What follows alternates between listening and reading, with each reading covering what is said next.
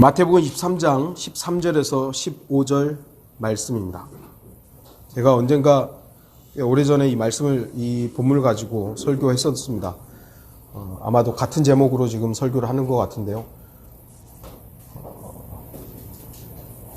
이 말씀이 또 저와 여러분들에게 하나님의 말씀으로서 심겨지기를 바랍니다. 마태복음 23장 13절에서 15절 말씀입니다. 그러나 위선자인 서기관들과 바리새인들아, 너희에게 화가 있으리라. 이는 너희가 사람들에게 천국을 닫아버려서 너희 자신도 들어가지 않고 들어가려고 하는 사람들도 들어가지 못하게 하기 때문이라. 위선자인 서기관들과 바리새인들아, 너희에게 화 있으리라. 이 화 있으리라는 저주받으라는 얘기입니다. 저주받으라 이거죠. 이는 너희들이 과부들의 집을 삼키며 남들에게 보이고자 길게 기도하기 때문이라. 그러므로 너희는 더 큰 심판을 받으리라. 위선자인 서기관들과 바리새인들아, 너희에게 화 있으리라. 이는 너희가 한 사람의 계종자를 얻으려고 바다와 육지를 두루 다니다가 얻고 나면 그를 너희보다 2배나 더 악한 지옥의 자식으로 만들기 때문이라. 누가 위선자인가? 예수 그리스도께서는 지금 서기관들, 바리새인들, 유대인들에게, 이스라엘 백성들에게 가장 존경받는 사람들을 대상으로 위선자라고 말합니다. 한국은 참 이 거짓말쟁이야 그러면 워낙 거짓말이 정치인들부터 시작해가지고 만연해 있어서 그런지 몰라도 별로 그렇게 수치스럽게 생각하지 않아요. 그런데 선진국으로 갈수록 거짓말쟁이하면 정말 치욕으로 느끼는 것이죠. 그러니까 미국 같은 경우 정치인이 한번 거짓말하면 그 사람은 정치 생명이 끝나잖아요. 근데 우리나라는 해도 또 나오고 해도 또 나오고 또 뽑아주고 도대체 그러니까 거짓이 너무 좀 만연해 있는 사회에 우리가 살고 있지 않은가. 이 위선자라는 게 이 거짓말쟁이야. 이 위선자야. 엄청난 욕이거든요. 특히 종교 지도자들한테. 모든 사람의 추앙을 받고 있고 존경을 받고 있는 이들에게 예수 그리스도께서는 위선자라고 하는 겁니다. 목사한테 위선자야 그러면 한국 목사들은 아마 그래서 어땠는데 아마 이럴지도 모르죠. 그런데 그것만큼 치욕적인 말이 없거든요. 세상 사람들이 정한 기준이나 규칙은 하나님의 법과 상관없는 경우들이 참 많아요. 마지막 시대가 되면 될수록 하나님께서 규정하신 법칙과 세상의 법칙은 점점 더 멀어지고 있습니다. 성경은 간음이 죄다. 이제는 간통죄가 없어요, 우리나라도. 성경은 동성연애가 죄다 그러는데 이제 합법화되잖아요. 이미 합법화됐고 아마 이번에 선출된 법무부 장관이 더 강력하게 법을 집행할 겁니다. 우리나라는 유교적인 전통에 의해서 다소 보수적이었습니다. 과거형이죠. 그러나 그러한 모습이 곧 성경과 동일하다고 말할 수는 없습니다. 예전에는 우리나라가 동방예의지국 그렇게 불릴 정도로 저 어렸을 때만 해도 예의를 중시했어요. 어른들한테 함부로 하지 마.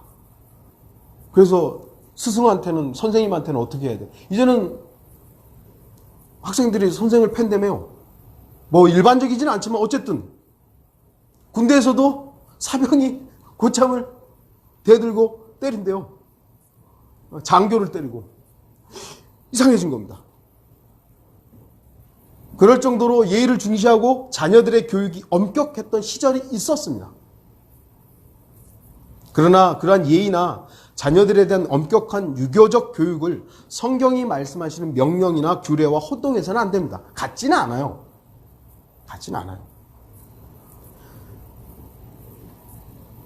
그러한 부분을 성경이 제시한 자녀 교육법이라고 할 수는 없죠. 더욱이 우리 그리스도인들이 은혜 아래에 있다고 해서 성경의 율법이나 규범을 무시하고 율법과 상관없이 행동해도 된다는 건 아닙니다. 우리는 은혜로 구원받은 사람들이에요. 우리는 율법으로 구원받지 않았습니다. 우리는 은혜로 구원받았어요. 그럼 율법은 없어도 되는 겁니까? 아니죠. 없어도 되는 게 아닙니다. 그 율법은 우리를 은혜로 이끄는 지도 교사의 역할을 했던 겁니다. 그래서 우리는 율법을 무시하는 것이 아니라 우리가 그 율법으로 구원은 안 받았지만 그 율법을 존중해야 되는 것이죠. 존중해야 되는 거예요.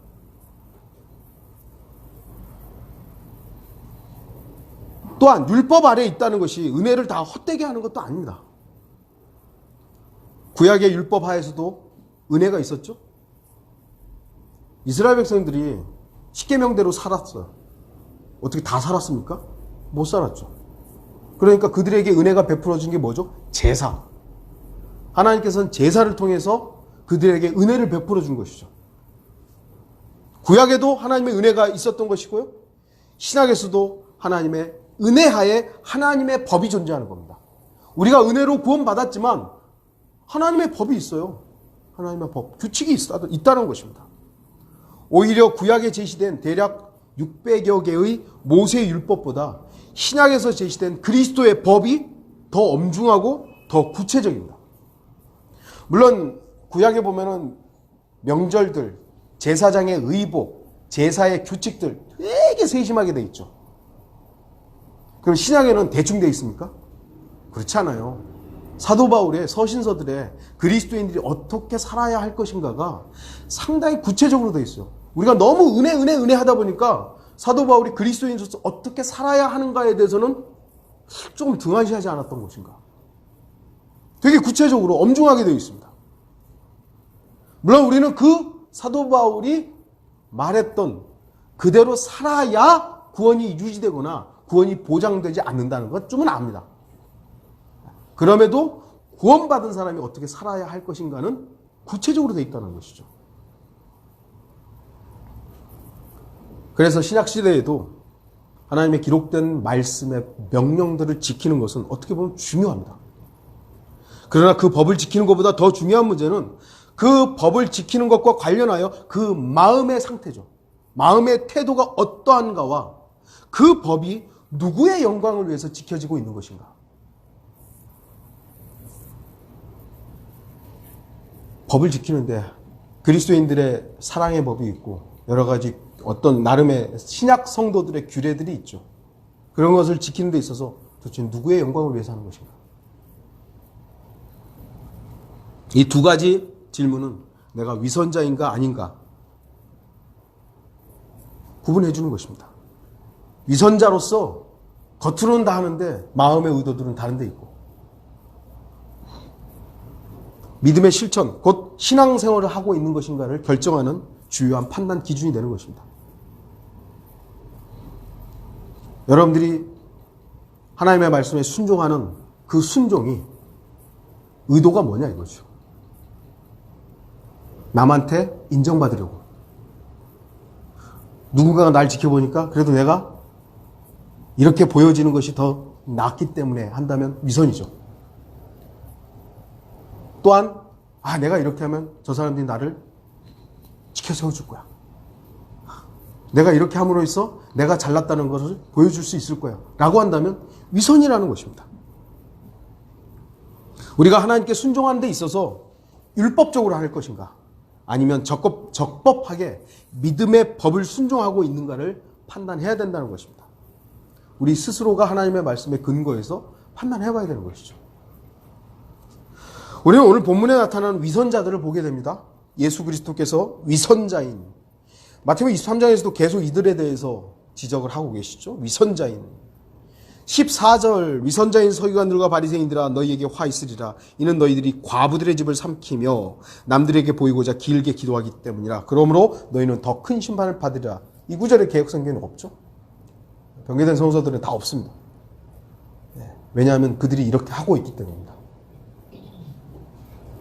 길게 기도하는 걸 자랑하지 마십시오.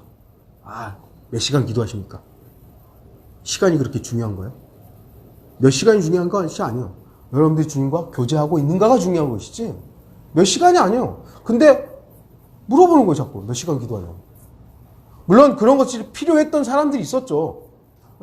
그래서 종교개혁 기간에 종교 개혁자들이 몇 시간 동안 하나님께 기도하고 미국의 대부흥을 이뤘던 신실한 목자들이 몇 시간 동안 기도했던 거예요. 그 옆에 있었던 사람들이 보니까 몇 시간을 기도하더라 이거예요. 그것을 기록했더니 남겨져 있는 거예요. 그럼 우리도 다 몇 시간씩 기도해야 됩니까? 그건 아니죠. 여러분들이 몇 시간 동안 기도할 기도 내용이 있으면 하세요. 하세요. 그런데 그거 가지고 자랑하지 마세요. 나 몇 시간 기도했다고. 그게 도대체 무슨 의미가 있는데요? 저는 오늘 이 서기관들과 그 다음에 바리새인들 이 사람들 자체를 막 자세하게 다루고자 하는 것은 아닙니다. 위선에 대해서 다룰 것입니다. 서기관들, 바리새인들 누구죠? 종교 지도자들이죠. 서기관들 뭐죠? 구약 성경을 기록하는 사람들, 베껴 쓰고 그걸 보존하고 그것을 백성들한테 읽어주고 교육시키는 사람들입니다. 지금으로 말하면 뭐 목사죠, 목사. 뭐 성경 신학자들, 박사들이죠. 근데 예수 그리스도께서 위선자라고 하는 겁니다. 바리새인들 뭐죠? 당시로 보면 가장 성경적으로 행하고 있었던 사람들입니다. 자기들이 성별했다는 사람들이거든요. 백성들하고 달리 우리는 성별하고 있는 사람들이다. 이 서기관들과 바리새인들은 성경이 아니라 자신들이 만들어 놓은 규범으로 하나님의 말씀을 대체시키고 또 자신들이 정한 규칙을 지킴으로 자기 확신 속에 살았던 종교인들이에요. 성경을 사용은 하는데 성경에 명백하게 기록되지 않은 규칙들을 또 만들어요. 그래서 그걸 가지고 지켜야 되는 거예요. 그걸 지키느냐 안 지키느냐로 사람들을 판단하는 겁니다. 그들은 성경 그 자체의 법보다 성경을 근거로 하여 자신들이 세부적으로 정해놓은 규범을 더 중시하는 사람들이에요. 또한 그들은 자신들이 행하거나 성취한 것을 보고 스스로 만족하는 거예요. 야, 우리 이렇게 정한 규칙을 우리가 다 지켰어. 야, 참 대단하다. 너네 잘했어. 너 이거 안 지키면 큰일 나. 그래서 그들은 율법주의자들이라고 말할 수 있는 것입니다. 율법주의자. 법대로 살아야 된다는 거죠. 저와 여러분 성경대로 살아야죠. 성경대로 살아야죠. 근데 다시 물었죠. 여러분 성경대로 사십니까? 저는 옛날에 그럴 줄 알았어요. 그런 줄 알았어요. 성경대로 살 수 있는 거라고 생각했어요. 성경대로 살 수 있다고 생각했어요. 대단한 착각이더라고요. 왜냐하면 나라는 존재는 그럴 수 있는 존재가 아니었어요. 그런데 성경대로 살 수 있다라는 나한테 기대를 한 거죠. 하나님께서는 저에게 몇 년 동안 이걸 철저히 깨주셨습니다. 여러분들도 만약에 여러분 스스로가 난 성경대로 살 수 있다고 생각한다면 착각해서 빨리 깨십시오. 우리는 그럴 수 있는 사람이 아닙니다. 오직 예수 그리스도만 성경대로 사셨어요. 우리는 그분을 믿는 거예요. 그분의 그 온전한 삶을 믿고 그분이 가셨던 그 길을 그냥 따라가는 거예요. 따라가다 보니까 주님께서 신실한 종아라고 한다면 감사한 것이고 하나님께서 너 왜 그렇게 안 했어? 주님 저에게 자비를 베풀어 주십시오. 은혜를 베풀어 주십시오. 또 주님께 의탁하는 거예요.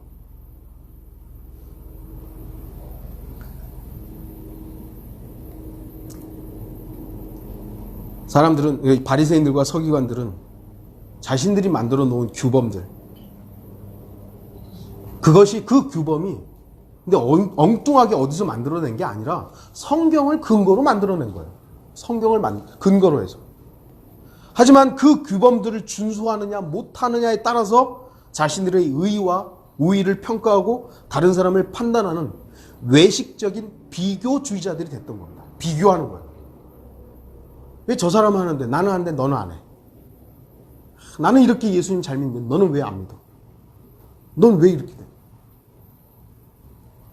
다시 말해서 자신들이 만든 규칙을 행하는 것으로 다른 사람들을 자기 잣대로 재고 쉽게 판단하는 우월적 비판주의자들이었던 것입니다. 마태복음 7장 여러분들 나눠준 교재를 보십시오. 프린트 보시면 마태복음 7장 1절에서 5절 판단하지 말라. 그리하면 너희도 판단받지 않을 것이라. 너희가 판단하는 그 판단으로 너희도 판단받을 것이며 너희가 재는 그 자로 너희도 다시 측정을 받으리라. 어찌하여 내 형제의 눈 속에 있는 티는 보면서 내 자신의 눈 속에 있는 들보는 생각지 못하느냐. 또 보라, 내 눈 속에 들보가 있는데도 어떻게 내 눈에서 티를 빼내주마 라고 내 형제에게 말할 수 있느냐. 너 위선자여, 먼저 내 자신의 눈에서 들보를 뽑아내라. 그러면 내가 밝히 보고 내 형제의 눈에서 티를 빼리라. 물론 우리가 아까 제가 성경 공부 시간에 말씀드렸습니다만 우리는 이단, 잘못된 실행 판단해야 되죠. 근데 이런 구절을 가지고 판단하지 말라고. 어떻게 그렇게 판단하죠? 그래, 우리는 나 자신의 잣대로 내 기준으로 우리 교회가 어떤 규범화한 이 규범으로 누군가를 판단하면 안 됩니다. 우리 교회가 예를 들어서 헌금함을 이렇게 만들어 놨어요. 근데 왜 돌리느냐고. 왜 헌금 주머니 돌리느냐고. 그거 가지고 굳이 그렇게 2단이다 3단이다 판단할 이유가 없어요. 그건 교회에서 알아서 하는 거예요. 그러나 하나님의 말씀에 입각하지 않은 잘못된 실행은 잘못됐다고 얘기해야죠. 교회라는 데가 정치화되면 안 되는 거예요. 교회라는 곳이 데모에 앞장서면 안 되는 거예요. 교회라는 곳이 동성애를 찬성하면 안 되는 거예요. 교회라는 곳이 공산화되면 안 되는 거예요. 그거는 분명하게 얘기해야죠. 안 된다고. 그러나 우리 교회만 행하는 어떤 우리 교회가 예를 들어서 수요일날 지금 안 모이잖아요. 왜 수요일날 모이냐고. 그거 판단할 게 아니에요. 그런 거는.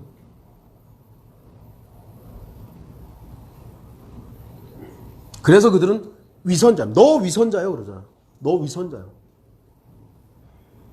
서기관들과 바리새인들은 율법이나 그 법에 따른 규범들에 대한 외적인 준수는 강조하면서도 그보다 더 근본적인 것, 마음의 태도는 무시했던 것입니다.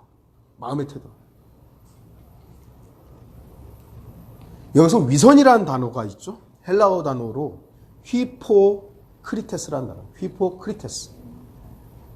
이 단어는 어디에서 유래를 했냐면 무대 위에서 어떤 인물의 역할을 하는 배우를 묘사할 때 이 단어를 쓴 거예요.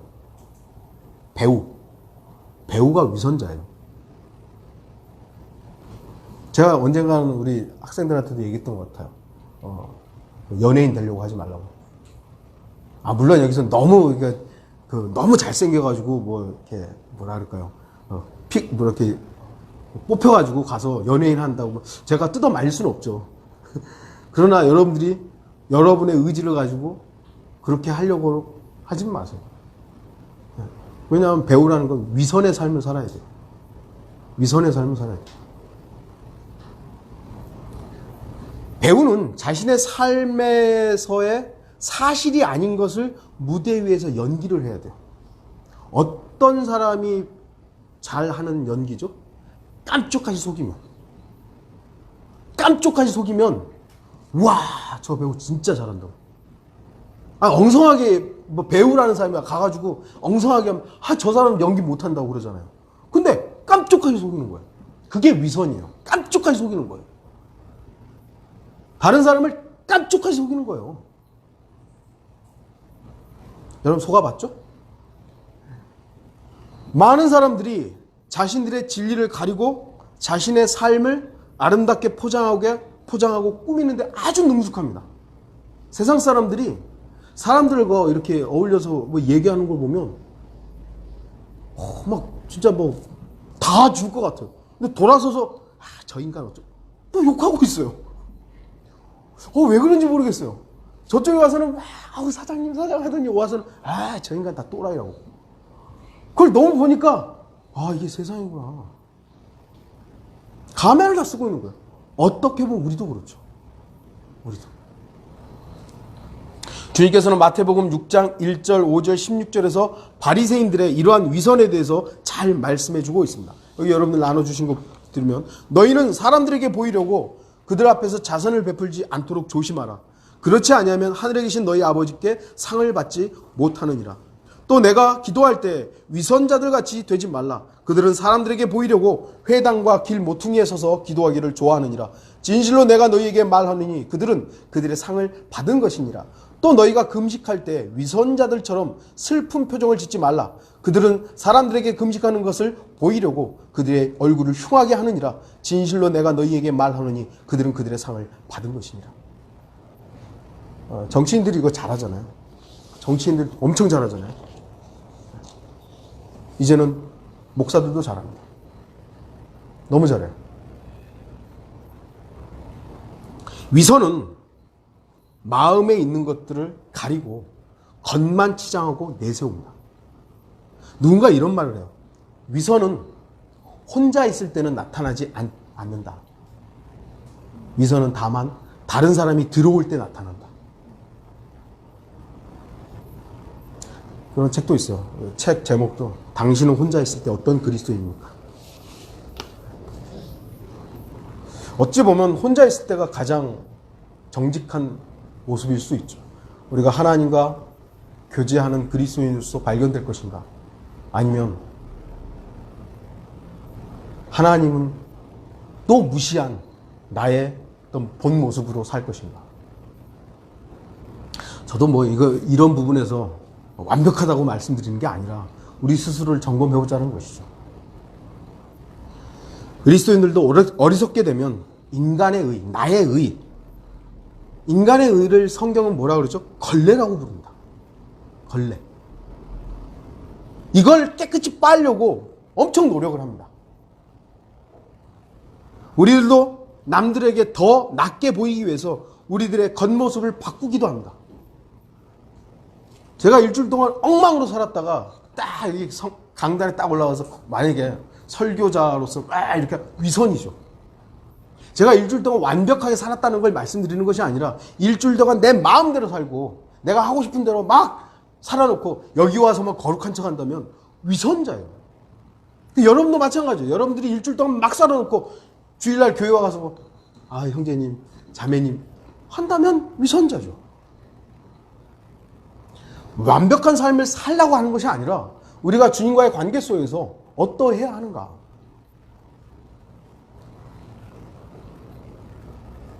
우리의 모든 삶 속에서는 극히 일부일지 모르지만 이와 같이 우리에게도 역시 꾸밈이 있다는 겁니다. 꾸밈이 있어요. 그거 자체를 우리가 나는 꾸밈 없이 살고 있다라고 거짓말할 수는 없는 거죠. 이 마지막 시대는 거룩하고 경건하게 보이고자 하는 종교적 속임수는 아주 흔한 일입니다. 가장 거룩해 보이는 종교 조심해야죠. 가장 거룩해 보이는 종교가 뭐죠? 로마 카톨릭입니다. 아주 주의해야 되는 것이죠. 가장 큰 위선자들이고 가장 큰 마귀자식들인 것입니다. 그리고 가장 성경적인 체하는 자들을 우리 주의해야 됩니다. 그게 우리였어요. 가장 성경적인 체한 사람들. 세상 사람들이 가지기 쉬운 뭐하는 채 이런 거 있죠. 뭐죠? 모르면서 아는 채. 모르면서 아는 척하는 정말 꼴보기 싫어 죽겠어요. 근데 어느 순간 저도 그러고 있는 거예요. 못났으면서 잘난 체 하는 거 있죠. 자기는 희지부지한데 자기가 아는 사람 누구라고. 나 정치인 누구 안다고. 뭐 누구 안다고. 그래서 어쩌라고요.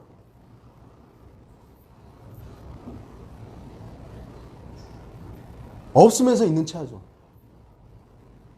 결국은 자기를 변호하기 위해서, 자기를 더 남들에게 보여주기 위해서 그 척 하는 겁니다. 근데 그리스도인들에게도 이러한 모습들이 나타나는 겁니다. 거룩하지 않으면서 거룩한 채 하는 거예요. 우리가 거룩한 겁니까? 절대로 아닙니다. 하나님께서 우리에게 거룩하라고 하신 것은 그 거룩하신 예수 그리스도를 신뢰하라는 것이지 우리가 거룩해지라는 거 아니에요. 근데 우리가 거룩해지려고 하는 거예요. 그러니까 위선이 더 나오는 거죠. 가식이 나오는 거죠. 거짓이 나오고. 한국에서는요, 새벽 기도가 그 사람의 그 믿음을 측정하는 하나의 뭘로 보여지잖아요. 목사들은 새벽 기도 안 빠지고 다 나오죠. 그러면서 이제 새벽 기도 안 나오는 성도들한테 왜 새벽 기도 안 나오냐고 막 그렇게 난리를 치죠. 근데 생각을 해보세요. 목사는요, 새벽 기도 끝나면 들어가 자요. 근데 성도들은 새벽 기도 끝나면 또 일하러 가잖아요. 이게 안 맞는 거예요. 그런데 자기 기준으로 새벽 기도를 정해놓고 하라고 하는 거예요. 강조하는 거예요. 제가 죄송합니다. 또라이들이에요. 하나님의 말씀에 기록되지 않은 것인데도 불구하고 자기들 규칙으로 만들어 놓고 그걸로 판단하고 자기는 하고 있다 이거죠. 목사 자기는 하고 있는데 왜 니네는 안 하고, 비교하고 판단하고 있는 거예요. 위선자들입니다. 다른 것도 다 마찬가지예요. 제가 여러분들한테는 말씀드렸죠. 제가 단독 그렇게 전담 사역을 할 때는 여러분들이 수련회를 참석하고 안 하는 것을 왜 그것도 참석 안 하냐고, 1년에 한 번 정도 있는 거 그걸 참석 안 하냐고 되게 뭐라 그랬어요. 근데 제가 일을 해보니까 그게 엄청나게 힘든 일인 줄 알겠더라고요. 그게 간단한 문제가 아니라는 걸 알겠더라고요. 매 주일 예배를 드리는 것이 얼마나 힘든 일인지를 제가 알겠더라고요. 그러니까 자기들이 정해놓은, 종교적으로 정해놓은 그 규범으로 누군가를 판단하고 있는 일들을 하고 있는 거예요. 심지어는 한국의 바이블 빌리버들도 그러고 있는 거예요. 거리 설교를 하느냐 마느냐로 결정하는 것이죠. 그거 안 한다고. 주님께서는 누가복음 12장 1절에 너희는 바리새인들의 누룩, 곧 위선을 조심하라고 경고하셨습니다. 위선은 누룩과 같습니다. 누룩이 뭐죠? 곰팡이, 뜸씨 이런 거잖아요. 곰팡이에요. 이게 피면 확 파급 효과가 있습니다. 확 번져요. 물론 뭐 먹을 수 있는, 먹어도 괜찮은 곰팡이들이 있긴 하지만 대체적으로 곰팡이는 부패하게 만드는 겁니다. 썩게 만드는 것이죠.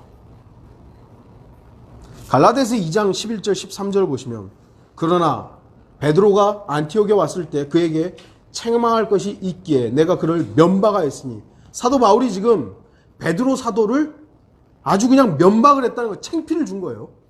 이는 몇몇 사람이 야고보에게서 오기 전에 그가 이방인들과 함께 먹다가 그들이 오니 할례자들에게 속한 자들을 두려워하여 뒤로 물러나 혼자 떨어져 있었기 때문이라. 그러니까 사도 베드로가 이방인들하고 함께 먹고 있었는데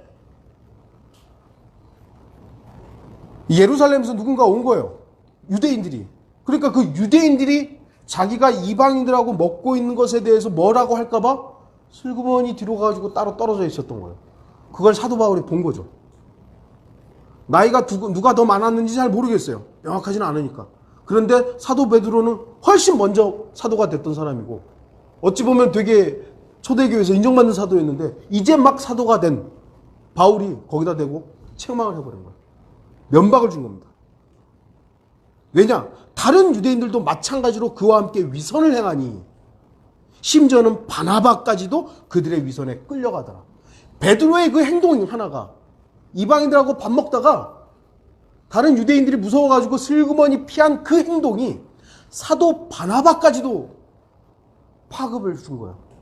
위선적으로 행하게 해버린 거예요. 그걸 사도 바울이 보고 책망한 거죠. 왜 그따구로 행하냐고. 그만큼 위선은 파급 효과가 큽니다. 목사가 위선적으로 행하게 되고 목사가 거짓을 날마다 하면 성도들도 그러는 거예요. 목사가 그러는데 뭐. 제가 무슨 조사 받으러 가서 그랬어요. 목사가 대단한 건 아니지만 목사는 어쨌든 성도들의 리더이기 때문에 그는 더 엄격한 도덕적이고 사회적인 규범을 요구받는다고.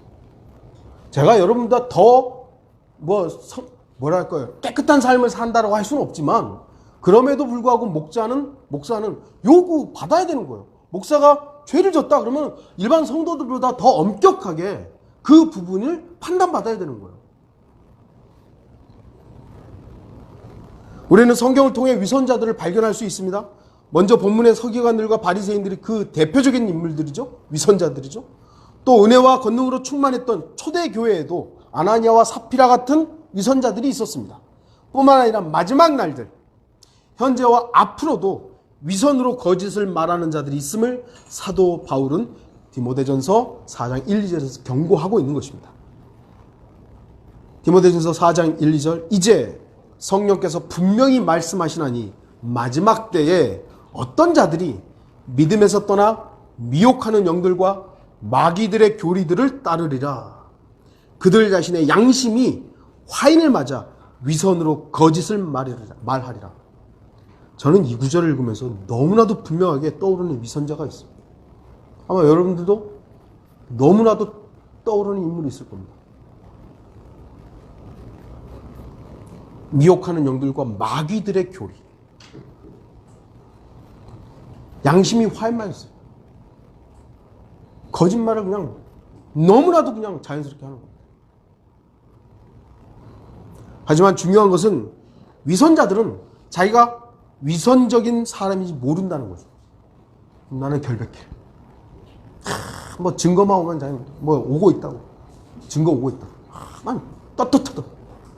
내가 떳떳하기 때문에 단식하겠다고. 그래도 굶어 죽어야 되는데 자기가 위선적이라는 걸 모르는 거예요. 배우들은 자신이 아닌 다른 사람을 잘 표현해내면 연기를 뛰어나다고 평가를 받아요. 우리나라도 뭐 유명한 배우들이 있잖아요. 제가 좀 안성기, 설경, 그냥 죄송해요. 이런 사람들 막 연기 잘한다고 그러잖아요. 왜 그러죠? 깜짝같이 속이기 때문이에요. 그 영화를 봤는데 그 사람이 안성기라는 원래 사람을 우리가 잊어버리고 그 배역에 맞는 사람을 완벽하게 해내는 거예요. 그러니까 우리는 그 사람이 만약에 악역을 해서 그 사람 미운 거예요. 저 때려 죽일 막. 왜죠? 완벽하게 속인 거예요. 위선자들도 역시 사람들을 속이는 겁니다. 세상에서는 칭송을 받을 수 있습니다. 야, 저런 목사님이 어딨냐. 야, 교황 그렇잖아요, 교황. 이 세상 사람들은 교황을요, 아주 성자죠, 성자. 저런 삶을 어떻게 사냐고. 또는 지지하는 사람들에게, 자신을 지지하는 그 사람들에게 오히려 핍박받고 고난받는 순교자처럼 숭앙받을 수도 있습니다. 아이고, 우리 목사님은 지금 억울하게 지금 누명 쓰고 있다. 아이고, 우리 목사님은 원래 저런 사람이 아닌데 세상이 지금 우리 목사님을 아주 그냥 미워하고 있다고. 이재록, 이초석, 김기동, 유명한 목사들 지금 거의 감옥 갔다 오고 감옥 갈 위기에 있잖아요. 아이고, 우리 목사님은 안 그런다고. 안 그런 게 어디 있어요? 지난번에 설교했지만 누가 되었든 게 욕심이 들어가면 다 타락하는 겁니다. 위선이란 선을 가장하는 것이죠. 위선, 선을 가장한 거예요. 그래서 가장 선하게 보이는 그 사람 주의하십시오. 주의하십시오. 왜냐하면 선하신 분은 누구죠? 예수 그리스도밖에 없어요. 그런데 사람이 선하게 보인다? 그럼 우리도 한때 그랬지만 껍데기 이게 씌워진 거예요. 콘딱지 씌워진 거예요. 하나님의 눈은 속일 수 없습니다. 우리도 속고 또 속을 수도 있고 뭐 수십 번 수백 번 또 속을 수도 있지만 하나님은 못 속여요. 그래서 주 예수 그리스도께서는 성경의 위선자들 곧 서기관들 바리새인들의 그 정체를 정확하게 분별할 수 있었던 것입니다. 이스라엘 백성들은 지금 서기관들, 바리새인들, 사두개인들 막 존경해가지고 저 사람들처럼 살아야 되는데 못 사는 자기들을 책망하고 있어요. 스스로를 책망하고 있었어요. 저 사람들처럼 살아야 되는데 못 산다고. 바리새인들이 너네 왜 그렇게 못 살아? 그러면 아이고 죄송합니다. 아이고 죄송합니다. 우리가 못 사네요. 이러고 있었던. 근데 주님은 위선자라고. 너 위선자라고. 우리들도 한때 이 종교적인 위선자를 구분하지 못하고 그 위선에 동조했었습니다. 그러나 주님의 은혜로 그 위선에서 우리는 분리하게 되었습니다. 이제는 위선이 무엇인지 주님으로부터 분명히 알게 되었습니다. 위선이 뭔지. 우리를 꾸미는 거예요.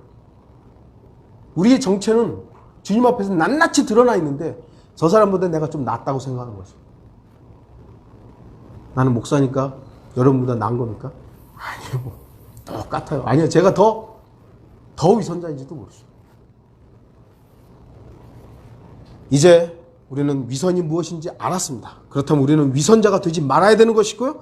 더 이상 위선에 속지 말아야 되는 것이죠. 위선을 분별하는 중요한 판단 기준이 있습니다. 도대체 위선을 어떻게 구분하냐 이것입니다. 마음의 자세죠. 마음. 근데 중요한 건 우리가 마음을 모른다는 거예요. 하나님은 아시는데 우리는 몰라요. 이 사람이 어떤 마음을 하니 겉으로는 아멘 하고 있는데 이 마음이 어떻게 하고 있는지를 모르는 거예요. 우리.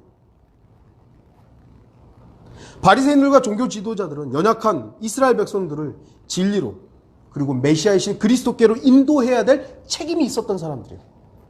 종교 지도자들이에요. 지도자들. 리더로서 이 연약하고 어리석은 백성들을 주님께로 이끌어 가야 될 그 책임이 있었던 것입니다. 그럼에도 불구하고 그들은 그 책임을 자신들의 이익과 영광을 위해 사용했던 겁니다. 자기들에게 집중했던. 하나님께서 받으셔야 될 그 영광을 자기들이 가로채고 있는 거예요. 도둑질해 버렸던 것이죠. 자기들에게 집중시켰습니다. 그리고 자신들이 가진 율법에 의, 자기들이 율법을 지켰잖아요. 잘 지키고 있었어요. 그리고 지도자라는 종교적인 권위로 다른 사람들을 판단하고 정죄하는 데 사용했던 것이죠. 내가 율법을 이렇게 지키는데 넌 못 지켜. 너 구원받은 거 아니야. 너 하나님 사랑하는 거 아니야. 자신들의 영광을 취할 수 있는 하나의 비교 수단으로 삼았던 것이죠. 자기는 마치 하나님을 정말로 사랑하는 것처럼 딱 포장해놓고 너 하나님 사랑하는 거 아니야. 그래 놓으면 비교해 주잖아요. 나는 사랑하는데 너는 사랑하는 거 아니야. 그럼 어떻게 되죠? 이 사람은 의존할 수밖에 없는 거예요. 그러면 하나님께 드려져야 될 그 영광이 그 사람에게로 가버리게 되는 것이죠. 그들은 자신들이 이룩한 율법의 의로 포장하고 있었습니다. 율법 지킨다 이거죠. 하루에 3번, 4번, 5번 막 거리에서 막 손들고 기도하고 율법을 막 암송하고 금식하고 이러니까 사람들 볼 때는 자기들은 못하는데 하고 있거든요. 야 대단하다. 대단하다. 그걸로 딱 포장해가지고 교만해 있었던 것이죠. 우리는 너네하고 달라. 우리는 너네하고 달라. 그래서 바리새인들 뭐예요? 성별했다 이거예요. 성별했다고. 하지만 그 내면의 마음은 더럽고 가증스럽고 온갖 불법적인 것으로 가득 차 있었던 것입니다. 그걸 주님은 정확하게 알고 있었던 것입니다. 그러한 모습은 외적인 모습만을 보는 보통의 우리는 구별하기가 어렵습니다. 하나님께서는 그들의 이러한 마음의 상태를 오늘 본문에서 정확하게 지적하셨습니다. 율법의 의로는 아무도 하나님 앞에서 의롭게 될 수 없다는 것입니다. 사람의 의는 하나님 앞에서는 더러운 걸레와 같습니다. 우리가 뭘 했느냐 안 했느냐로 스스로를 의롭게 생각한다면 여러분들은 걸레를 빨고 있는 것입니다. 여러분들의 예배를 한 주도 안 빠지고 이렇게 나왔어요. 그거 가지고 저 형제는 왜 매주 이렇게 빠지지? 만약에 여러분들이 그러고 있다면 여러분 조금 깨끗한 걸레일 수는 있지만 그냥 걸레예요. 하나님 앞에서 하나님은 우리의 뭘 하느냐 안 하느냐로 우리를 판단하실 것인가. 근데 사람들은 계속 그걸 판단하죠. 어리석은 우리도 그럴 때가 있어요. 그럼에도 유대 종교 지도자들, 특히 바리새인들은 자신들이 행하고 있었던 그 율법의 의로 자만에 빠져 있었던 것입니다. 그들은 실제로 율법을 잘 지켰습니다. 그러니까 예수님도 그들이 행하고 있는 율법은 지키라고. 마태복음 23장 3절에 나오죠. 그들이 너희에게 지키라고 한 모든 것을 지키고 행하라. 지키고 행하라. 왜냐하면 그 율법을 지키는 것 자체가 잘못된 건 아니니까. 그러나 그들의 행위는 본받지 말아라. 본받지 말아라. 이는 그들이 말만 하고 행하지 않음이라. 아니, 율법을 지키고 있는데 왜 예수님은 행하지 않는다고 했죠? 말은 하는데 행함이 없다. 아니요. 그들은 행함을 하고 있었다니까요. 그런데도 예수 그리스도께서는 그들이 말만 하고 행하지 않는다라고 왜죠? 마음이 안 하니까요. 마음이 따로 놀고 있기 때문에 예수님은 그 행위가 가짜라는 걸 알고 있었던 것입니다. 저와 여러분도 마찬가지입니다. 예배 드리러 왔다? 예배 드리러 잘한 것이죠. 그런데 마음은 딴 곳에 가 있다. 행하는 게 아닙니다. 예배 드리는 게 아닙니다. 예배 드리는 게 아니에요. 법을 지키고 성경대로 하고 성경의 규범을 따르는 것이 중요하지 않다는 것이 아닙니다. 주님께서는 바리새인들의 위선을 책망하시고 저주하셨지만 법을 지키는 것과 법을 행하는 마음이 둘 다 중요하다는 것을 말씀하신 것입니다. 하나님의 말씀을 지키는 것, 법을 행하는 것 중요합니다. 중요합니다. 지금 이 시대에도 우리 그리스도인들에게 규정되어 있는 법들, 어떻게 보면요, 세상 법보다 그리스도인들에게 주어진 법이 훨씬 엄격합니다. 세상은 밖으로 행한 것에 대해서 심판하잖아요. 근데 성경은요, 마음의 의도들을 심판하십니다. 네. 세상은 뭐예요? 간음을 한 것을 판단하는 거예요. 심판하는 거예요. 그런데 성경은 뭐죠? 마음으로 음욕을 품는 것에 대해서 너 죄 지었다고. 눈으로 보는 것에 대해서 판단해 주는 거예요. 더 엄격합니다. 그런데 하나님께서 규정하신 이 법은 무시해버리고, 나는 도덕법으로는 좀, 문제가 있을지 모르지만 나는 세상 법으로는 무죄하다고. 이런 뻔뻔한 거짓말도 하는 거죠. 저와 여러분들은 비록 우리가 횡단보도를 막 건넜다 할지라도 신호등이 있는데도 빨간불에 찔려야 돼요. 그게 나 이러면 안 되는데 하면서 가야 되는 거지. 나는 괜찮아, 이게 아니라고요. 우리가 그리스도인들이 이게 좀 운전하다 보면은 위법을 할 때가 있잖아요. 그게 당연한 게 아니라는 걸 알아야 돼요. 마음의 태도죠. 더 중요한 것은 바로 마음의 태도입니다.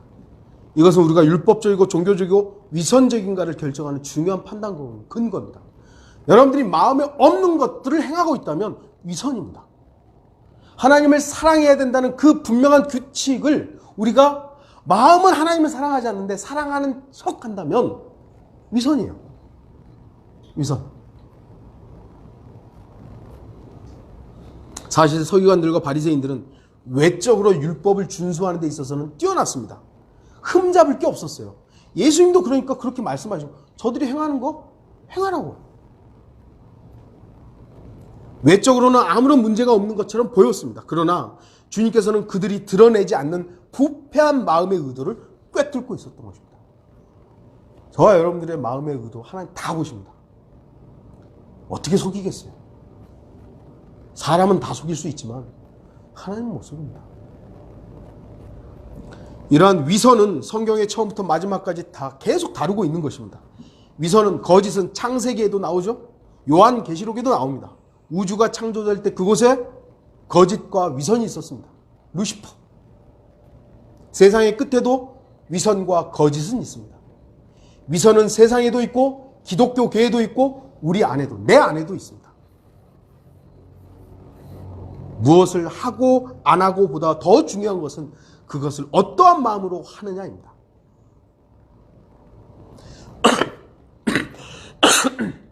죄송합니다. 사람을 더럽게 하는 것은 외적인 것보다 마음속에 있는 것들이죠. 주님께서는 형식이나 절차, 행동 양식도 중요하지만 그것을 무시하라고 하신 적은 없어요. 예수 그리스도께서도 율법을 폐하러 온 게 아니에요. 율법을 완성하러 오신 것이죠. 율법 폐기로는 우리가 아닙니다. 우리가 물론 율법을 지킴으로 구원받는 건 아니지만 율법은 우리 없이도 살아도 된다는 건 아닙니다. 율법에 기본적으로 규정되어 있는 그 의도들을 우리가 지금도 여전히 유의미하게 받아들여야 되는 것이죠. 무엇보다도 마음의 양식, 마음의 태도가 더 중요하다는 것을 기억해야 됩니다. 하지만 우리는 마음의 태도, 아까도 제가 언급했습니다만 마음의 문제를 모른다는 게 문제예요. 여기 계신 분들 하나님을 사랑한다는 걸 알지만 제가 여러분이 딴 생각하고 있는 것까지 내가 어떻게 알아요? 예전에 저한테 관심법 쓴다고 하신 분이 있었습니다만 저 관심법 못 써요. 여러분 마음 몰라요. 네. 여러분의 표정과 여러분의 진지함을 통해서 제가 간접적으로 이분들이 정말 주님을 사랑하는가 그 정도만 알 수 있는 거지. 제가 어떻게 여러분의 마음을 알아요? 우리는 사람의 마음을 정확히 모릅니다. 마음의 문제를 아시는 분은 오직 주 하나님 한 분이십니다. 하나님만이 아세요. 그래서 우리는 침묵해야 될 때가 많습니다. 아, 이 형제가 비록 겉으로는 이럴지 모르지만 기다려야 되는구나. 기다려야 되는구나. 그의 의도가 드러날 때까지 기다리는 것이 중요하다는 것을 알아야 됩니다. 그것이 1년이 될지 10년이 될지 몰라요. 우리가 몇 년 동안 속은 사람은 우리가 그럴 줄 어떻게 알았어요?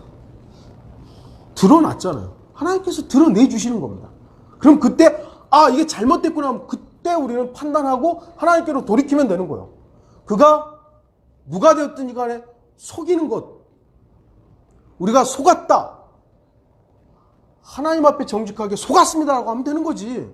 아, 내가 사실은요 안 그러려고 그러는데요. 뭐예요? 나는 선하다는 거죠. 우리 선하지 않아요. 속은 거예요. 그냥 어리석고 사랑을 받고 또 내 자신 안에 있는 그 욕심과 욕망들이 속은 거예요. 하나님 앞에 나 속았습니다. 그럼 하나님께서 이런 멍청이 그러나요? 아, 그래, 뭐라. 그런 삶을 우리가 또 반복해야 될 이유는 없지만 우리는 또 그럴 상황이 된다면 또 그렇게 하면 돼요. 또 주님께로 돌이키면 돼요. 그래서 제가 여러분들에게, 여러분도 저에게 어떤 의도들이 드러날 때까지 기다려보는 것도 현명한 선택이죠.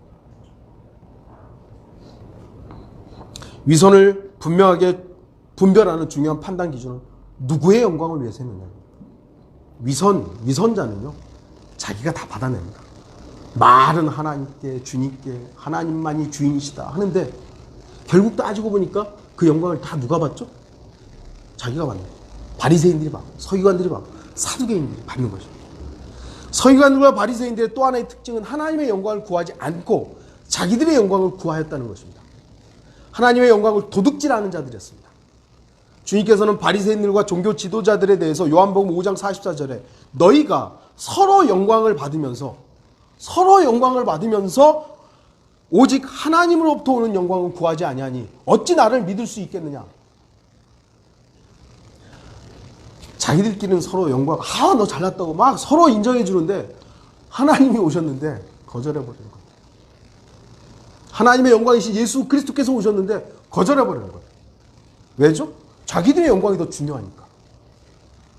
요한복음 12장 42절 43절을 보면 유대인들의 고위 관료들 중에서도 주님을 믿는 자들이 많았다고 합니다. 많았어요. 그런데 바리새인들 때문에 주님을 시인하지 못한 이유는 뭐냐면 이는 그들이 사람의 영광을 하나님의 영광보다 더 사랑하였기 때문입니다. 사람들로부터 칭찬받는 것을 더 사랑한 겁니다. 바리새인들을 포함한 종교 지도자들은 자신들이 그때까지 누렸던 사람들로부터 칭송받고 이렇게 우쭐해 있잖아요. 근데 그 영광을 메시아로 오신 예수 그리스도께 빼앗기는 것을 견디지 못한 겁니다. 지금까지 자기들만 와 바리새인님, 서기관님, 당신만이 정말 주님을 사랑하십니다 하는데 예수님이 오셔가지고 천국이 가까웠다 막 선포하니까 사람들이 그쪽으로 가는 거예요. 견디지 못하는 것이죠. 견디지 못하는 거예요. 저는 참 모르겠어요. 주님께서는 저를 잘 아셔서 이 교회에 사람을 보내주지 않는 게 저는 감사해요. 너무 많이 보내주지 않는 게 너무 감사해요. 저도 사람이니까 아마 사람이 막 늘어나고 교회 커지고 그러면 저도 우쭐하겠죠. 그렇게 하지 않아주신 게 참 고마워요. 목사들이, 저도 목사지만 교회를 하는 것을, 사람이 많아지는 것을 자기가 부자가 되는 것을 착각하는 거죠. 그래서 사람이 한 사람 빠져나가는 것에 대해서 굉장히 신경을 쓰고, 부목사가 자기보다 더 소위 말해서 인기가 있으면 그걸 못 견뎌 하잖아요. 그래서 어떤 수단과 방법을 가리지 않고 부목사를 쫓아내요. 그건 전도사가 됐든 뭐가 됐든 간에 자기만 영광 받아야 되는 거예요. 종교 지도자들이고 위선자들입니다.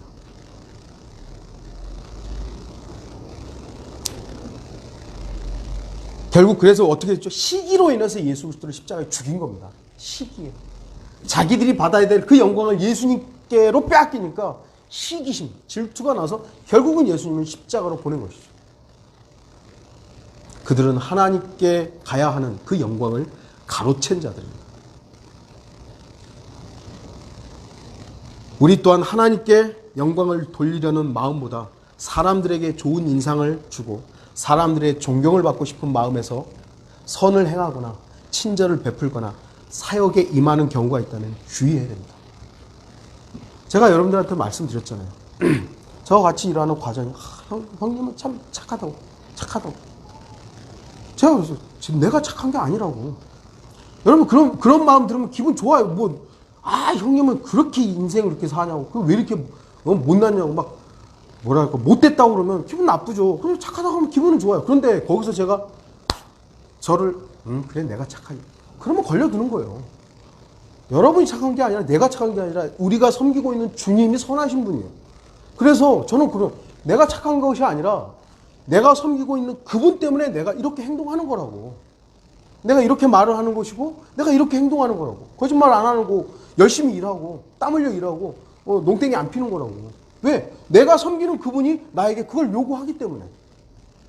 근데 세상 사람들은 하나님은 안 보이고 내가 보이기 때문에 나한테 착하다고 하는데 근데 그 영광을 내가 가르치면 어떻게 되는 거예요?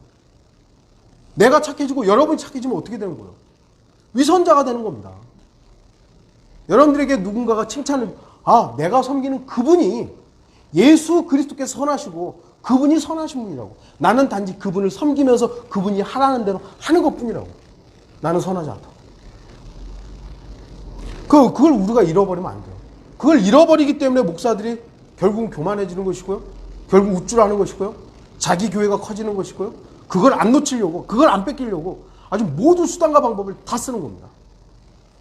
그럼 우리도 마찬가지입니다. 여러분의 집, 여러분의 가정, 여러분의 사업. 사도 바울은 고린도전서 10장 31절에 그러므로 너희가 먹든지 마시든지 무엇을 하든지 다 하나님의 영광을 위하여 하라고 했습니다. 하나님의 영광을 위해서 해줘. 나의 영광이 아니죠. 우리가 부르심을 받은 목적이 무엇입니까? 에베소서 1장에서는 주 하나님의 영광을 찬양하기 위해서라고 명백히 밝히고 있습니다. 우리가 구원받은 목적이 뭐냐면 하나님의 영광을 위해서요. 하나님의 영광을 위해서. 하나님께 영광을 드리고 하나님을 찬양하고 하나님을 영화롭게 하기 위해서 우리가 구원받은 것인데 엉뚱하게 사용하고 있다면 위선자죠? 위선자는 다른 사람들의 칭찬을 구하고 사람들의 영광을 위해서 하나님께 드려지는 영광을 가로채고 도둑질하는 것입니다. 율법주의적 위선자는 자신들의 외적인 모습과 자신들이 잘하는 것을 과시하면서 자신들의 잣대로 다른 사람들의 태도와 행위를 저울질합니다. 나는 이렇게 주님 사랑하는데 너는 왜 그러냐고. 근데 겉으로는 그렇게 보이잖아요. 바리새인들, 서기관들 겉으로는 정말 하나님 잘 섬기는 것처럼 율법을 잘 행하고 있으니까 사람들이 야 이러고 있는 거예요. 근데 그 사람이 와가지고 너 왜 세상을 사랑하냐고 하면 움찔하는 거죠. 나는 세상 안 사랑하나? 나 구원 못 받았나? 속지 마십시오. 속지 마십시오. 또 속으면 안 되죠. 하나님의 법이 어떤 것은 명확하게 제시된 것들이 있어요. 명확하게. 이론의 여지가 없이 딱 명확하게 된 것이 있어요. 그러나 원칙은 있으나 구체적인 지침이 주어지지 않는 것들도 있어요.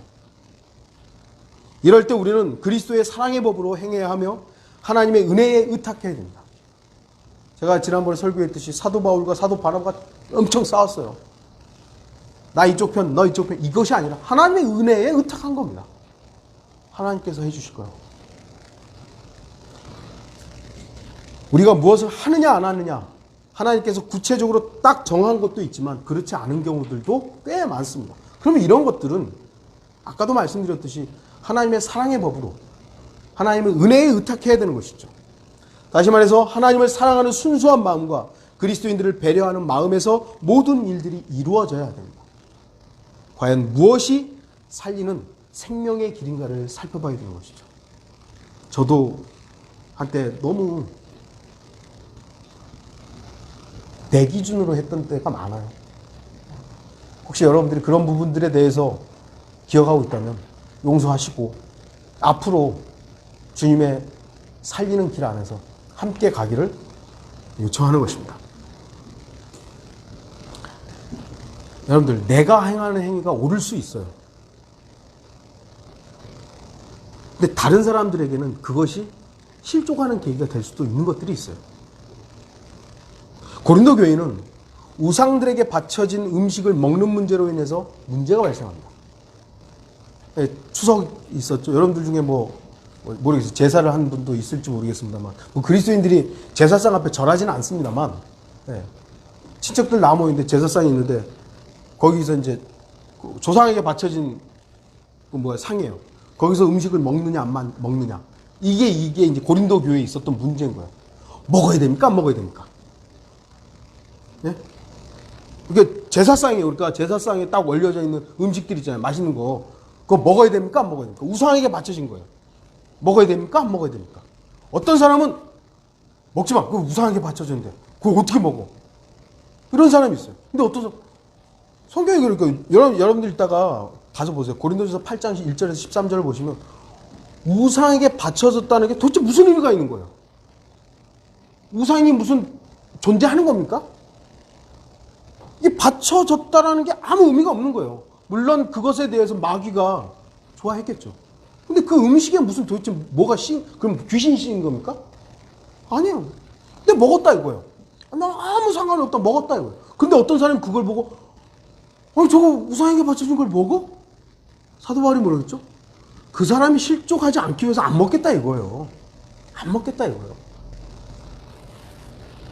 우리의 양심은 하나님께서 우리에게 주신 양심도 있지만 다른 사람들의 양심을 위해서도 사용돼야 됩니다. 나는 아무리 떳떳할지 모르지만 다른 사람들이 봤을 때 목사가 왜 저러지? 하는 그 일 때문에 안 해야 되는 것들이 있어요. 제가 언젠가 말씀드렸잖아요. 제가 술 먹는다고 도대체 제가 구원이 취소됩니까? 제가 뭐가 달라집니까? 그런데 목사가 술 먹어 이것이 성도들한테 좋지 않은 영향이기 때문에 안 먹는다 이거예요. 일하는 데 있어서 우리 과장도 한 잔 누가 교회 가서 꼰지르겠냐고. 아무도 꼰지르지 않는다고. 그래도 난 안 먹는다고. 안 먹는다고. 한 잔은 어떠냐고. 나 제발 그것만 하지 말라고 좀. 제발 그거 가지고 나 이러면 나 같이 일 못 한다고. 그런데 저는 안 먹는다고 해서 여러분들이 먹는 거를 제가 정죄할 수 있는 겁니까? 그렇지는 않다라는 거예요. 그리스도인들은 다른 사람을 실족시키지 않고 덕을 세우며 다른 사람을 세워주고자 하는 목적으로 신중하고 지혜롭게 행하는 겁니다. 네. 그리고 하나님께 영광을 드릴 수 있도록 행동하는 것이죠. 나의 행동 하나가 하나님을 드러내느냐, 내 행동이 어떠함으로 인해서 하나님이 무시를 당하느냐. 주님께서는 우리가 그리스도께서 제시하는 법, 곧 그분의 명령들을 지키고 있는가 아닌가도 지켜보시지만 어떠한 마음의 자세로 그것을 행하는가를 더 중요시 보는 겁니다. 주님께서는 그것을 행하는 우리의 바른 중심의 태도를 보기를 원하십니다. 사람들이 법은 지키지만 마음으로는 그 법을 무시하는 경우가 얼마나 많습니까? 그냥 무서워서 피하는 경우들이 많죠. 근데 하나님께서는 우리한테 무서워서가 아니라 정말 하나님을 사랑하는 마음으로 그 법을 지키고 있느냐. 많은 위선적 율법주의자들의 위험은 일치하지 않는 삶입니다. 사람들이 보는 곳과 보지 않는 곳에서 삶이 다르고 겉과 속이 판이하게 다르고 겉으로 보여지고 행해지는 것만 가지고 판단하고 비교하는 것이 부조화의 삶입니다. 조화롭지 못한 삶의 가장 큰 위험은 하나님의 말씀과 그분의 이름이 불명예로 간다는 것이죠. 이 시대 기독교가 얼마나 타락하고 목사들이 타락했는지 그리스도의 복음은 너무나도 힘을 잃고 말았습니다.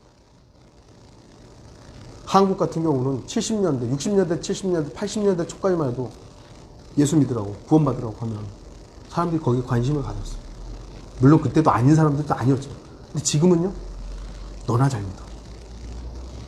너 하는 이 꼬라지 보니까 나 안 믿겠다고. 그런 하나님 나 안 믿겠다고. 사도 바울은 많은 유대인들의 이러한 모순에 대해서 로마서 2장 24절에 기록된 바와 같이 하나님의 이름이 너희로 인하여 이방인들 가운데서 모독을 당하는도다. 유대인들의 그 행함 때문에 이방인들한테 하나님이 모독당하는 거예요. 바꿔 생각해보세요. 오늘날 기독교인들이라고 말하는 사람들이 이런 삶의 부조화 때문에 세상 사람들이 하나님을 모독합니다. 그런 하나님 나 안 믿겠다고. 그렇게 거짓말하고 사기치고 음란한 하나님 나 안 믿겠다고. 어떤 설교자는 이런 말을 합니다. 천사 같은 설교, 세상 사람 같은 삶. 그러니까 말로는 하나님을 사랑한다고, 하나님 사랑합니다 하는데 삶은 더러운 거예요. 주님께서도 제자들과 함께 모인 무리들에게 마태복음 23장 3절에 그들이 너희에게 지키라고 한 모든 것을 지키고 행하라. 그러나 그들의 행위는 본받지 말라. 이는 그들이 말만 하고 행하지 않음이라고 말씀하시면서 바리새인들과 서기관들의 그 위선에 대해서 경고하신 것입니다. 알프레도 깁스라는 분이 이런 말을 합니다. 모순적인 삶의 위험이라는 것에 대해서 언급하면서 비극적이지만 길잡이이면서도 안내하지 못하고 위로자이면서도 본이 되지 못하며 다른 사람들에게 길을 가리키면서도 자신은 그 길을 가지 못할 수 있다. 또한 다른 사람들은 하나님의 동산으로 인도하고 그들에게 그 동산의 아름다움을 설명해 주면서도 정작 그 자신은 동산 밖에 서 있을 수 있다. 이것이 바로 주님께서 꾸짖으신 바리새인들의 죄였다. 저는 이것을 읽으면서 오늘날 목사들의 모습일 수도 있다는 겁니다. 목사들이 복음 선포하고 하나님 사랑하라고 하는데 하나님을 누리는 것이 어떤 것이라고 말을 하는데 자기 자신은 그러지 못하는 것입니다. 위선과 거짓으로 가득 차 있는 거예요. 저 역시도 사도 바울처럼 버림받지 않기 위해 육신을 절제하고 말씀에 복종하여 위선자가 되지 않으려고 합니다. 고린도전서 9장 27절에 내가 내 몸을 억제하여 복종하게 함은 몸을 억제하는 거예요. 그래서 복종하게 함은 다른 사람들에게 전파한 후에 어떻게 해서든지 내 자신이 버림을 받지 않게 하려는 것이라. 여기서 버림받지 않는다는 건 구원이 취소된다는 말이 아니에요. 하나님의 사역으로부터 버려지는 거예요. 복음 전파의 위대한 사역을 위임받아서 하나님의 말씀을 선포하는데 육신의 몸을 억제하지 못함으로 인해서 결국 버림받는 거예요. 그러지 않기 위해서 그는 육신의 욕망들을 억제하는 삶을 산 것입니다. 저도 완벽하다고 말씀드리는 게 아니에요. 여러분들 다 마찬가지입니다. 저희들도 마찬가지입니다. 우리가 육신의 욕망대로 살면 복음 제대로 못 전합니다. 결론을 맺겠습니다. 우리는 모두 그리스도의 심판석 앞에 서서 자신의 행한 모든 것에 대해서 설명해야 될 날이 있습니다. 사람은 속일 수 있으나 하나님이신 주 예수 그리스도는 속일 수 없습니다. 저는 여러분 속일 수 있고 여러분도 저를 속일 수 있어요. 그러나 주님은 못 속여요. 절대로. 겉은 예쁘게 포장해서 속에 어두운 것들을 잠시 가리고 숨길 수 있을 것입니다. 하지만 내면의 중심을 꿰뚫어 보시고 은밀한 것을 밝히 드러내시며 어두운 일들도 대낮같이 보시는 예수 그리스도 앞에서 그 어떤 것도 가리거나 숨겨질 수 없습니다. 그래서 우리는 세상 법보다 더 엄격한 예수 그리스도의 법 앞에서 살아야 됩니다. 누구도 그리스도 앞에서 자신의 온전함이나 의를 주장할 수 없습니다. 주님, 저는 완벽하게 살았습니다. 저는 성경대로 살았습니다. 저는 이렇게 살았습니다. 도대체 뭘로 자랑할 거야? 우리는 단지 우리를 구원하신 주님의 한없는 사랑과 은혜에 대해서 감사하는 마음으로 주님께서 죄인들을 이처럼 사랑하신 것 같이 먼저 하나님을 사랑하고 다른 사람들을 사랑하며 항상 겸손한 마음으로 하나님 앞에서 주님의 명령에 순종해야 합니다. 겸손해야 돼요. 누가 위선자입니까? 자신은 온전한 것처럼, 자신은 모든 것을 다 행하는 것처럼 겉은 포장하지만 그 안에는 교만과 자기 영광을 구하는 것이 가득 차 있다면 그 사람이 바로 위선자인 것입니다. 우리는 또 속을 수도 있지만 주님께서 밝히 보여줬어요. 뭐가 위선인지를. 그러면 내가 위선자가 되지 않아야 되고 먼저는. 그리고 누군가가 위선으로 가고 있다면 그것에 대해서 지적해 줄 수 있어야 됩니다. 형제님, 좋다. 행하는 거 잘하는 거 좋다. 마음이 정말 주님으로 가득 차 있느냐. 그리고 이 행함이 누구의 영광을 위해서 하고 있는 것인가. 성경을 믿는 그리스도인들은 분명히 성경에서 그리스도인들에게 주시는 분명한 규례들을 지켜야 합니다. 지켜야 돼. 그러나 이 지키는 이유가 내가 온전해지기 위해서 지킨다면 위선자입니다. 우리는 신약 성경의 사도 바울을 통해서 규정되어 있는 그런 부분들, 명령들을 지켜야 돼요. 그런데 이 지키는 것이 내가 온전해지기 위해서 지키는 자가 아니라 예수 그리스도를 사랑하기 위해서, 사랑하기 때문에 그 사랑으로 인해서 지키는 저와 여러분들이 되어야 된다는 것입니다. 그럼에도 우리의 모습들이 발견될 때 하나님 앞에서 자비를 구하며 다가서는 저희들이 되어야 되는 것이죠. 하나님께서는 교만한 자는 물리치시되 겸손하게 다가오는 자들에게 은혜를 주십니다. 많은 사람들이 율법적 위선주의의 위험에 노출되어 있고 빠져 있습니다. 특히 이 마지막 때 종교 지도자들은, 저를 포함한 종교 지도자들은 이 위험에서 자유로울 수가 없습니다. 그리스도인들이 율법의 속박에서 해방되었으면서도 율법으로 의로워지고자 하는 이 기만의 유혹에 빠져 위선으로 행하지 않도록 해야 되는 것이죠. 그럴수록 우리는 내 자신이 드러나려고 할 때, 내 영광을 추구하려고 할 때, 그럴 때일수록 더욱더 빌립보서 2장에 나오는 그리스도의 생각, 그리스도의 마음, 그게 뭐죠? 겸손입니다. 겸손으로 더 이상 위선자가 되지 않는 성도들이 되기를 바라는 것입니다. 다 같이 기도하시겠습니다.